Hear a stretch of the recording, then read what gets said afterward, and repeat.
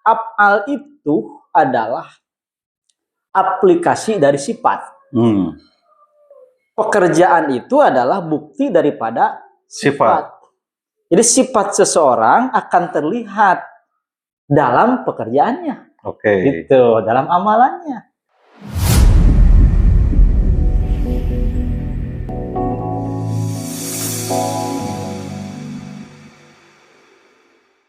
Assalamualaikum warahmatullahi wabarakatuh. Waalaikumsalam. Bismillah, alhamdulillah, wassalatu wassalamu ala rasulillah.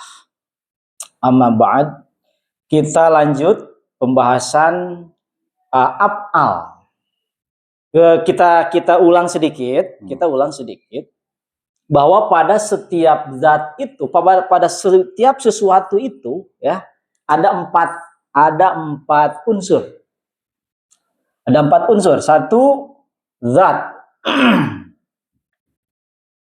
Yang kedua, sifat. Yang ketiga, asma. Yang keempat, af'al. Ya, kalau dalam tulisan Arabnya gini ya, zat, kemudian sifat, kemudian asma, yang terakhir af'al. Nah, yang tiga ini udah kita bahas, dan sekarang kita akan membahas yang keempat ini, af'al, pekerjaan, ya, pekerjaan. Saya simpulkan dulu, saya buat kesimpulan bahwa af'al itu adalah aplikasi dari sifat. Pekerjaan itu adalah bukti daripada sifat. Jadi sifat seseorang akan terlihat dalam pekerjaannya. Gitu, dalam amalannya. Nah, ini juga sama.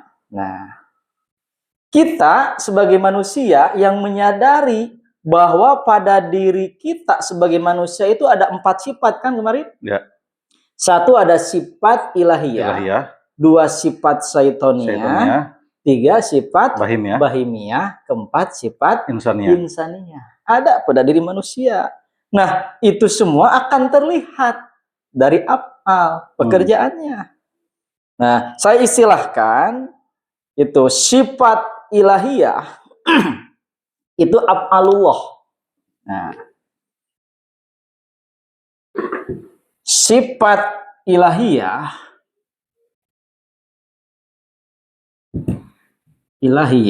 itu adalah af'alullah.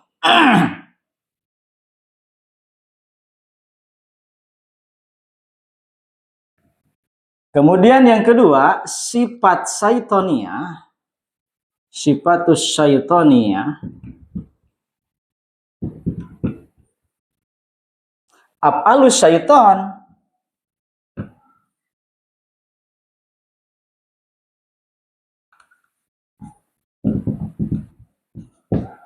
Kemudian sifatul bahimiyah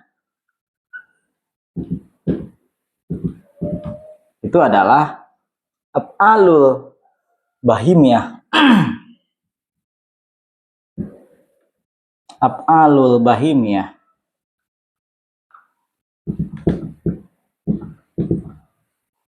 Sifatul insaniyah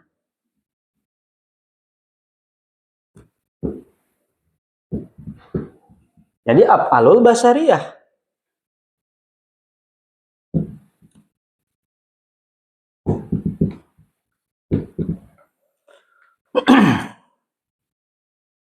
Sifatul ilahiyah, pekerjaan Allah. Dalam diri manusia itu ada sifat Allah. Sama, basor, kalam. Kudrot, irodat, ilmu, hayat, sama, basor, kalam. Terakhir, Allah sifat kalam. Sifat kalam Allah ditempelkan pada diri manusia. Maka aktivitasnya adalah manusia bisa berbicara. Itu Ar-Rahman, Allamal Quran, Khalaqal Insan, Allamahul Bayan. Nah, Allah yang maha Rahman, Rahim, yang maha asih, yang maha kasih sayang pada makhluknya, dia itu telah memberikan manusia itu 3 hal. Allamal Quran, Khalaqal Insan, Allamahul bayan, mengajar manusia pandai berbicara dengan sifat kalamnya tadi. Nah, kita bicara, ini berbicara, itu af'alullah. Karena ini adalah sifat kalam Allah. Kita tidak akan bisa berbicara kalau Allah tidak memberikan kekuatan kepada kita untuk berbicara. Ya. Gitu. Dan tidak ada manusia, profesor manapun yang bisa mengubah orang bisu dari lahir, kemudian dia rubah menjadi bisa berbicara. Tidak ada. Karena itu adalah af'alullah. Kalau misalkan nih ada dokter spesialis yang bisa merubah orang bisu pandai bicara, mungkin di dunia ini tidak akan ada orang yang bisu mungkin. Ya. Itulah gambarannya. Kemudian sifatus syaitoniyah, sifat setan, ada pada diri manusia.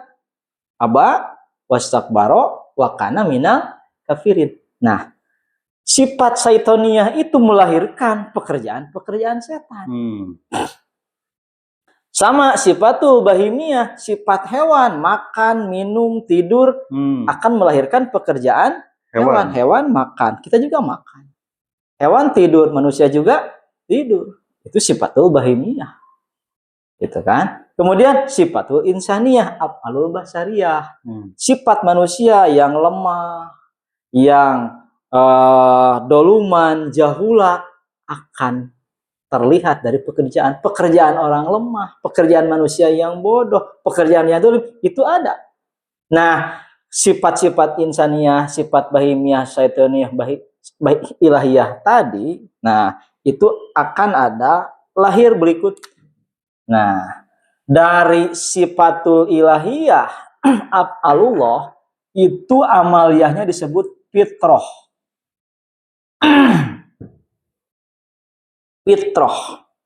Fitrah itu artinya suci. Atau fitrah itu adalah iman yang berdasarkan kesucian watak dari Allah Subhanahu wa taala. Dalam Al-Qur'an, fa'aqim wajhaka lidini hanifa. Fitratallahi allati fataron nasa 'alaiha. Fitrah manusia dari Allah bahwa manusia itu fa'aqim wajhaka lidini hanifa. Semua manusia itu tunduk kepada Allah. Tidak ada manusia yang tidak tunduk sebetulnya pada Allah. Tidak ada. Itu kan seperti fitrah. Atau yang kedua, fitrah itu dimanai kemampuan manusia untuk membedakan mana yang benar dan mana yang buruk. Yang buruk, mana yang baik, mana yang buruk. Ya. Mana yang baik, mana yang buruk. Dan setiap manusia pasti menyukai yang baik. Ya. Walaupun dia tidak baik. Ya. Dan membenci yang buruk, walaupun dia buruk. Nah, contoh tadi, ada sifat jujur atau pekerjaan jujur, pekerjaan membohong. Pasti kan, yang namanya manusia itu suka sama yang jujur. Walaupun dia suka membohong. Suka berbohong. Katakanlah orang yang suka menipu orang, ketika giliran dia ditipu, dia marah kan? Ya. Aduh, macam-macam nih orang nipu sama gue, gitu kan? Nipu. Padahal dia juga tukang tipu. Ya. Gitu. Itulah gambarannya. Itulah yang disebut dengan fitrah. Manusia bisa membedakan mana yang baik, mana yang buruk, walaupun dia belum bisa melakukan yang baik, meninggalkan yang buruk. Tapi dia bisa menilai. Dan fitrah itu juga bisa cenderung manusia memang melakukan hal yang baik. Iya. Fitrah itu kan? Itu fitrah. Karena kan kullu mauludin yuladu ala fitrah. Kecenderungan berbuat baik itu pasti ada pada diri manusia. Sedekah, memberikan sesuatu kepada orang lain, itu pada setiap kalangan manusia ada. Betul gak? Orang muslim akan saling memberi dengan orang muslim kembali. Orang yang bisa, katakanlah pencuri saja, sesama pencuri dia akan saling bela dan dia saling beri. Sesama tukang tipu misalkan, kan, dia akan saling berbuat kebaikan. Yang ada yang namanya sedekah, ada. Saling memberi, saling menolong, saling melindungi, itu ada. Nah, melindungi, menolong itu kan sifat baik. Sifat kebaikan yang ada pada setiap jiwa manusia. Manusia itu fitrah. Tapi di balik fitrah itu juga ada syaitan. Apa syaitan? Pekerjaan setan Pekerjaan setan yang ada dalam diri yang manusia. ada diri manusia. Mengapa ada pekerjaan setan? Karena ada sifatus Setan. Apa isinya? Maksiat. Oke.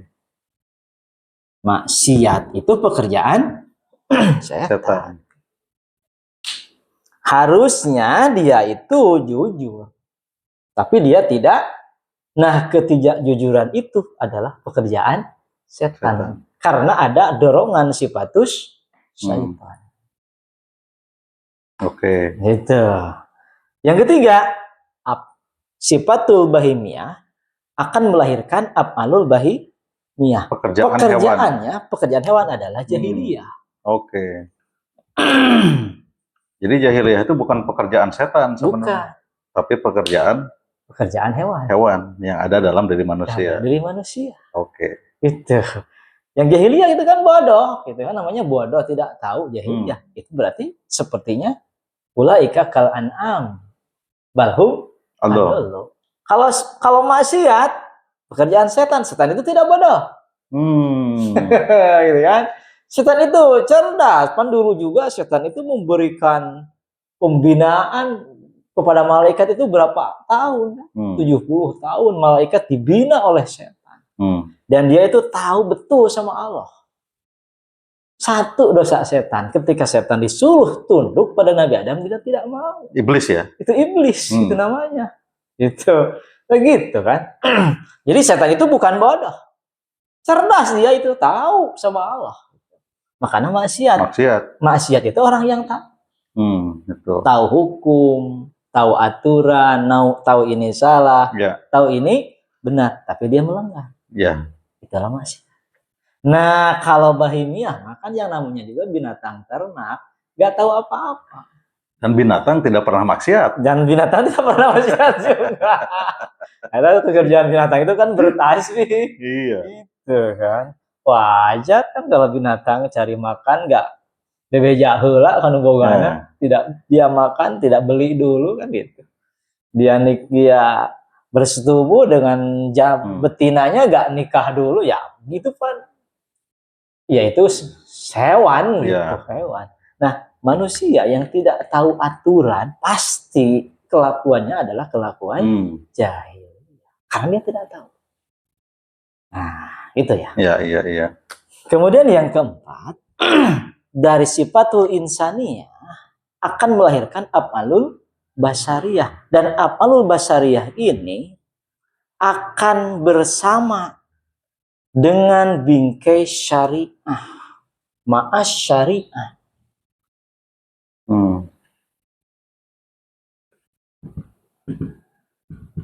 Nah, manusia yang sempurna dan paripurna, manusia yang sadar bahwa dirinya adalah manusia. Manusia itu lemah, manusia itu bodoh, dolim, kan gitu? Keluh, kesah, dulu kita bahas, itu dulu manjahula, kuliko halu'a, al-insanu do'ib, gitu kan? Innal insana lafi husrin, itu manusia, dasar manusia sifatnya seperti itu. Nah, ketika sudah merasakan hal itu, maka dia akan mengikuti syariah, aturan. Manusia yang sempurna terlepas dari maksiat, terlepas dari jahiliyah, karena dia mengikuti syariah. Nyambung, man aropa nafsahu aropa faqad aropa rabbahu. Nah, struktur kalimat man aropa nafsahu faqad aropa rabbahu itu tidak bisa dipisahkan. Karena itu tarkib syartiyah atau insaiyah, syarat beserta jawabnya. Itu syarat beserta jawabnya. Man syartiyah, syarat syartiyah. Pak jawab syarat. gitu kan? Hmm. Jawab syarat, kodnya litahqiq.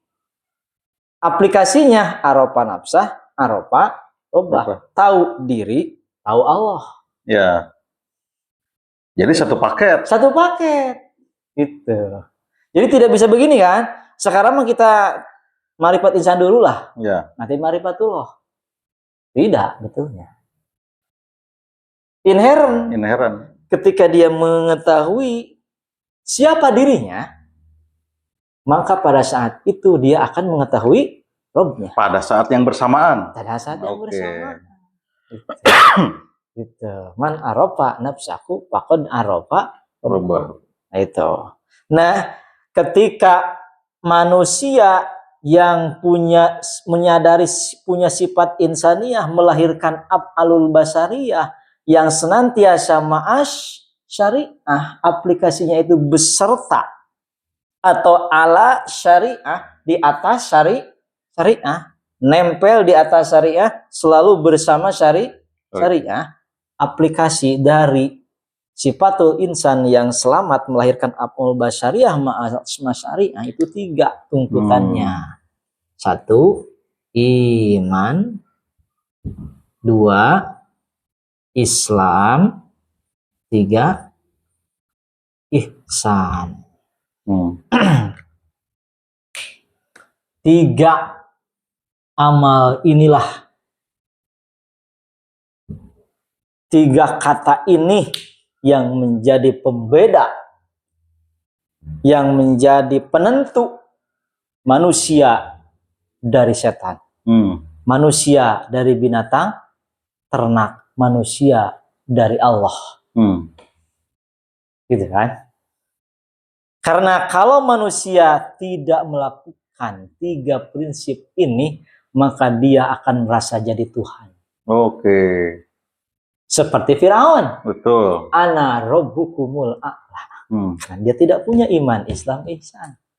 Tidak menyadari sifat siapa dia, gitu. Betul. Gitu. Dia akan merasa menjadi Tuhan. Yang kedua, bila pun dia tidak merasa menjadi Tuhan, dia akan merasa menjadi setan. Walaupun terkadang kita tidak merasa kan? Tidak merasa. Tapi pekerjaannya kita lakukan. Nah, subhanallah. Ini yang terakhir, dia akan menjadi manusia binatang. Iya. Bahkan lebih hina. Bahkan lebih hina daripada binatang. Oke. Nah, gitu. Nah, ketika manusia menjadi manusia, katakan saya simpulkan, saya gambarkan, Islam itu adalah agama yang memanusiakan manusia. Oke. Gitu. Memanusiakan manusia itu menjadi benar-benar manusia, tidak menjadi Tuhan. Gitu kan? Itulah yang memanusiakan manusia. Dengan apa? Iman, Islam,